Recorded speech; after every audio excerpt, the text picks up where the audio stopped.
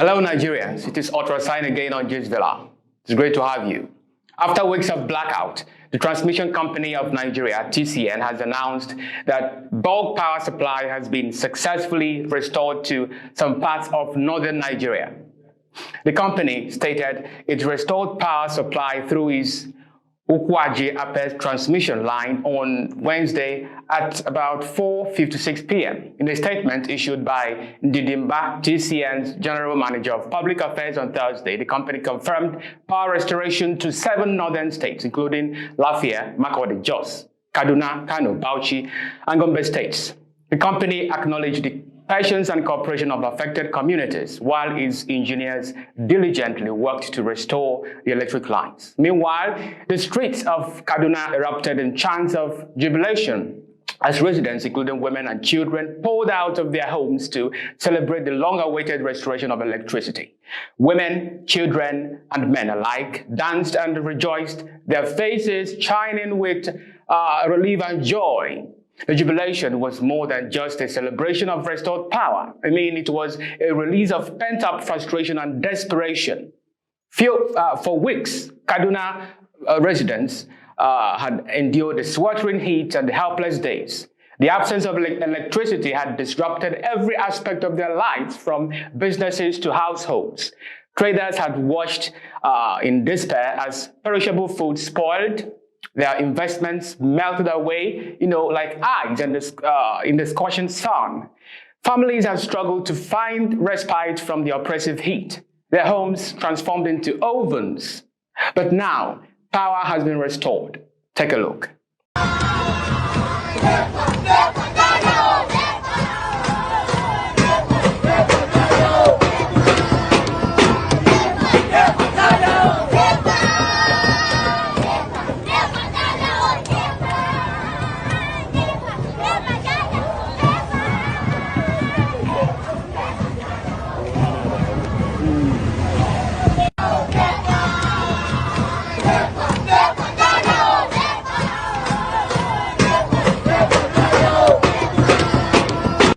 You know that electricity is one thing that we can't do without in the 21st century.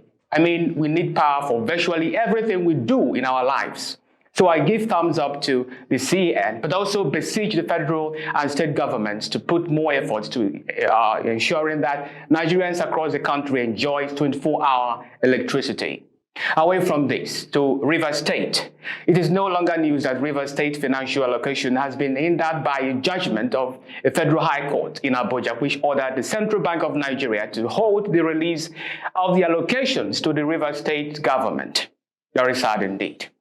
The court's decision was prompted by Governor Fubara's unconventional presentation of the 2024 budget to only 4 members of the Rivers State House of Assembly.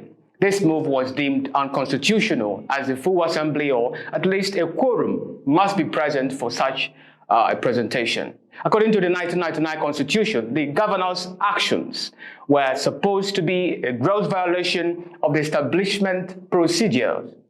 Justice Joyce Abdul-Malik termed it a constitutional somersault and an aberration that cannot be allowed to continue. Consequently, the court intervened, claiming to ensure accountability and adherence to the Constitution. The Central Bank of Nigeria, Accountant General of the Federation, Zenith, as well as Access Banks were ordered to block Governor Fubara's access to funds from the Consolidated Revenue Federation account. Now, viewers, Nigerians are bringing to mind what happened in 2004 and, forming a kind of similarity between the past events and the current situation in Rivers State. In 2004, a landmark Supreme Court ruling declared the federal government's attempt to withhold local government allocations from Lagos State unconstitutional. Then, Governor Bola Ahmed Tinubu, now the president of Nigeria, hailed the decision as a triumph of fairness and constitutional integrity. This historic verdict, delivered under the leadership of former Chief Justice of Nigeria, Justice Muhammadu Uwais, reaffirmed the principles of federalism and fiscal autonomy for states. The recent High Court ruling ordering the federal government via the Central Bank of Nigeria to cease Rivers State's allocation has raised questions about its alignment with the Supreme Court's earlier decision. This judgment seems to contradict the 2004 Supreme Court ruling, which declared the federal government's attempt to withhold local government allocations from Lagos State unconstitutional. The Supreme Court's decision in the past was meant to set a precedent that favored states' rights and fiscal autonomy. Now, people are wondering how the judiciary will navigate this apparent inconsistency. Some argue that the new ruling undermines the principle of constitutional governance and then the separation of powers. Anyway, Dr. Sam Amadi is a Nigerian economist and public policy expert who has been prominently lending his voice on public policy issues and governance in Nigeria. On Arise Television, Dr. Amadi gave an insightful perspective on the court judgment on Rivers State. Take a listen. At some point, legislators in the House of Assembly, Rivers State, decamped fact and declared verbally that they are now APC, acting on which the then acting speaker, if you like, declared their seat vacant, and then the matter is in court, still unresolved. And that's a decision of the High Court saying that the appropriation passed by the 4 legislators are deemed, unconstitutional, illegal because they didn't form the quorum. And so, based on that, presumptive decision of the High Court, Federal High Court and High Court, which is still being contested in the Supreme Court and the Court of Appeal, this judge of the Federal High Court, Justice Joyce Abdul Malik, now enters a judgment saying that because the leadership was incompetent, or the House was incompetent by virtue of constitution composition, and the budget approval was incompetent, therefore, no statutory allocation should be made to Rivers State because its appropriation law is invalid. Now, there are some gaps here. First is that, of course, the argument that the matter of unconstitutionality of the appropriation bill relates first to the question of whether the House is properly composed, number one. Number two is that the statutory allocation based on the Constitution is to the people of Rivers State. So the question we want to ask is, assuming a governor tenure is declared invalid, does the appropriation transfers from federal government to those states on the virtue that the governor or the House is competent or are competent, does that mean that those transfers are illegal? So there is now a question of constitutionalism in the sense that states are entitled to this allocation by way of constitution. Now, we can contest whether projects executed, appropriation bills used to execute those projects are competent, are valid, invalid, but the transfers themselves are rights that are concretized in the Constitution to the states. And so this is a hijack. This judgment contradicts, arguably, the constitutional framework of federalism. It's amount to directing an agency of the federal government, central bank, to withhold constitutional entitlement belonging to states.